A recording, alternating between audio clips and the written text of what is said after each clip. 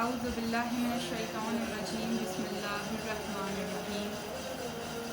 ابتدا ہے اس پاک پروردگار کے نام سے کہ جو بڑا رحمان ہے اور بڑا رحیم ہے،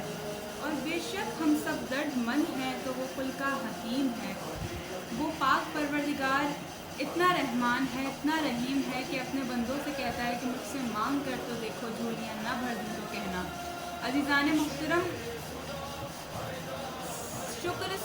شکر اس پاک پروردگار کی عظیم ذات کا کہ اس نے ہمیں بے شمار نعمت عطا کی،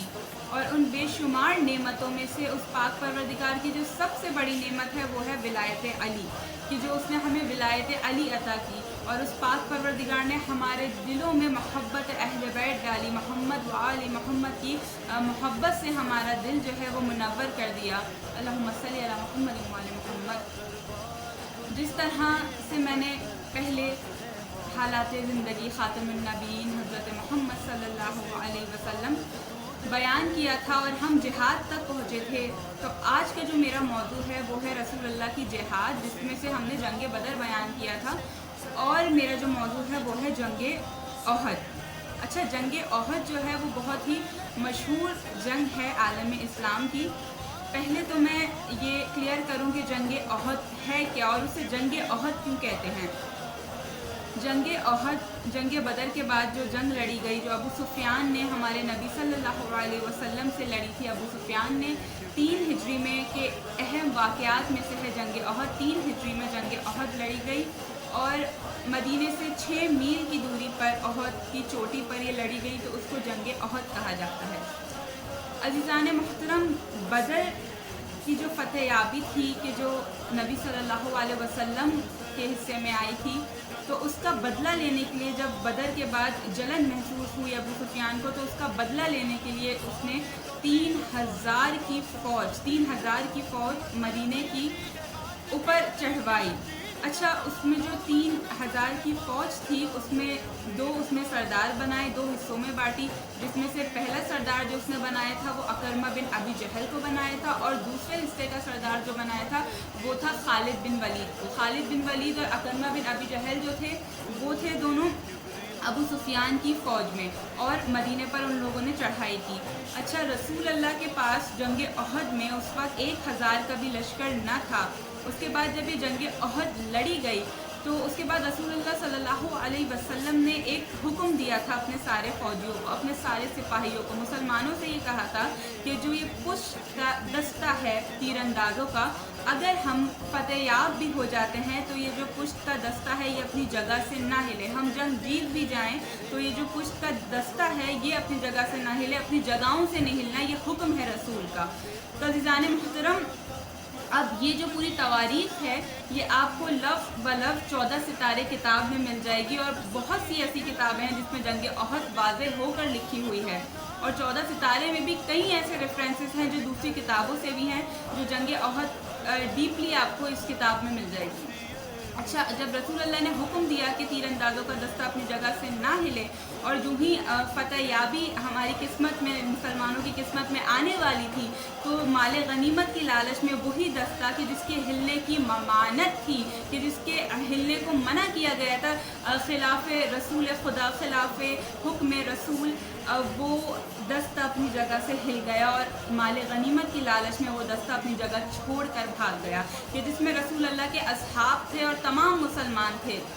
اچھا، روایت یعقوبی یہ ہے کہ رسول اللہ صلی اللہ علیہ وسلم کو سب تنہا چھوڑ کے بھاگ گئے سوائے حضرت علی ابن ابی طالب اور 2 اور۔ اگر ہم دیکھیں کہ رسول اللہ نے جن کو منع کیا تھا، حکم دیا تھا رسول نے کہ اپنی جگہ سے نہ ہلنا، وہی دستہ رسول اللہ کی حکم کی خلافی کر کے رسول اللہ کے اگینسٹ جا کر، اور وہ مال غنیمت کی لالچ میں رسول اللہ کو تنہا چھوڑ کر بھاگ گیا۔ تواریخ یہ کہتی ہے اس وقت رسول اللہ چلا رہے تھے کہ مجھے تنہا چھوڑ کر کہاں بھاگ رہے ہو، میں نے منع کیا تھا یہاں سے ہلنے کا، لیکن ایک بھی مسلمان سپاہی نے، ایک بھی صحابہ نے پیچھے مڑ کر رسول اللہ صلی اللہ علیہ وسلم کو نہیں دیکھا، اور اس وقت بھی رسول اللہ کے ساتھ تنہا حضرت علی ابن ابی طالب شیر خدا محو جہاد تھے، اور رسالت کا تحفظ بھی اکیلے حضرت علی ابن ابی طالب کر رہے تھے۔ تو عزیزان محترم، तवारीख में यह है कि हमारे पाक नबी सल्लल्लाहु अलैहि वसल्लम, लाखों दुरूद लाखों सलाम हो मेरे पाक नबी की ज़ात पर, उन्होंने पूछा या अली, जब सब तन्हा छोड़कर मुझे भाग गए थे, जब ने आवाज़ भी दी कि मुझे कहाँ तन्हा छोड़कर जा रहे हो, तो उसमें कोई न रुका और किसी ने मुझे नहीं देखा, तो आप सिर्फ मेरे साथ अपनी जान की परवाह किए बगैर मेरा साथ देते रहे, मैं वे जिहाद रहे, आप उन लोगों में क्यों नहीं भागे। तो अब देखिएगा एक हैदर कर्रार का किस तरह जवाब होता है, एक हैदर कर्रार किस तरह जवाब देता है। ये कोई और नहीं बल्कि फ़ातह खैबर है, फ़ातह खंदक है, फ़ातह बद्र हुनैन है, कातिल मरहब व अंतर है, खुदा का शेर है, यदुल्ला है, ऐनुल्ला है, लिसानुल्ला है, ये कोई और नहीं अबू तुराब अली इब्न अबी तालिब है। अब देखिएगा मौला अली ने एक तारीखी जवाब देकर लोगों के मुंह बंद कर दिए। अब क्या जवाब दिया मेरे मौला अली ने कि रसूल अल्लाह ने कहा या अली, जब सब मुझे छोड़कर भाग गए थे मुसलमान, तो उनमें से आप क्यों नहीं भागे। तो मौला अली ने कहा या रसूल अल्लाह, मेरी जान कुर्बान हो जाए आप पर, अकफरु बादुल ईमान, क्या अली ईमान इख्तियार करने के बाद कुफ्र इख्तियार कर लेता। तो मौला अली के जुमले ने बता दिया कि जो लोग रसूल अल्लाह को छोड़कर भाग जाएं, जो लोग रसूल अल्लाह की आवाज़ पर लब्बैक ना कहें, जो लोग रसूल अल्लाह का कहना ना माने और हुक्म की खिलाफी करें और उनको मैदान में छोड़कर भाग जाएं, तो वो लोग उसी वक्त इस्लाम से खारिज हो जाते हैं। उन लोगों का दीन इस्लाम में फिर कोई मकाम नहीं रहता और वो फिर मुसलमान भी नहीं रहते। ये सिर्फ एक जुमले ने मौला अली के बता दिया। मौला अली ने क्या कहा कि या रसूल अल्लाह, अकफरु बादुल ईमान, क्या मैं ईमान इख्तियार करने के बाद कुफ्र इख्तियार कर लेता। यानी जो लोग रसूल अल्लाह को छोड़ के भागते हैं वो फिर काफिरों में शुमार हो जाते हैं, ईमान से उसी वक्त खारिज हो जाते हैं। तो अज़ीज़ान मोहतरम, तवारीख में यह है कि जंग ओहद में 70 मुसलमान मारे गए और 70 मुसलमान ज़ख्मी हुए, और कुफ़ार में से 3 कुफ़ार मारे गए, वासिल जहन्नुम हुए, कि जिनमें से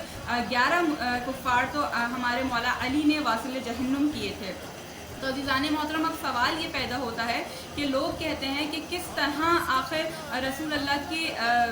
वफ़ात के बाद उनकी औलाद के साथ कोई रसूल अल्लाह का जानशीन जो हो, मुसलमानों में से हो, वो दगा किस तरह कर सकता है। अब मैं आपको एक मिसाल दूंगी कि अभी रसूल अल्लाह की आंखें खुली हुई हैं, रसूल अल्लाह ने हुक्म दिया है कि अपनी जगहों से ना हिलना, लेकिन जब माल गनीमत की बात आई तो चंद टूटी फूटी तलवारों की लालच में रसूल अल्लाह की आंखों के सामने अगर जो भाग सकते हैं, तो वो रसूल अल्लाह की आंख बंद होने के बाद क्यों ना मौला अली से बगावत कर सकते हैं। अजब नहीं कि रसूल अल्लाह की औलाद पर जुल्म हुआ, और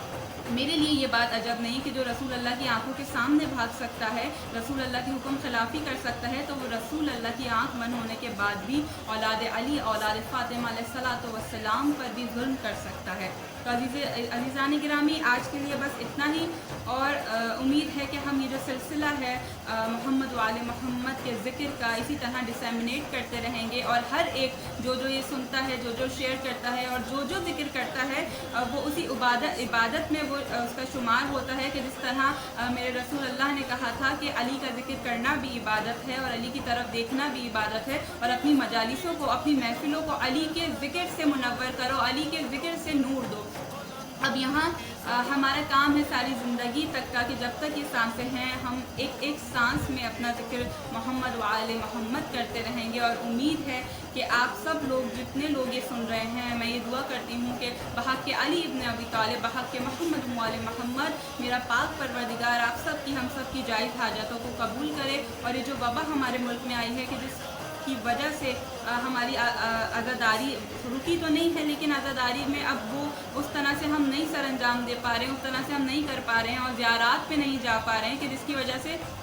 ज़ियारात रुक गई हैं। और अब सिलसिला शुरू भी हुआ है, लेकिन उस तरह से जिस तरह हर साल जाया जाता था, उस तरह आसानी नहीं रही। तो मेरी ये दुआ है कि मौला अली के ज़िक्र के सदक़े, और हम सब के ऊपर जो ये परेशानी आई है, वबा आई है, खुदावंद मुताल की ज़ात हमें इससे निजात दे। एक मरतबा दुरूद पढ़ दीजिए, अल्लाहुम्मा सल्ली अला मुहम्मद व आले मुहम्मद।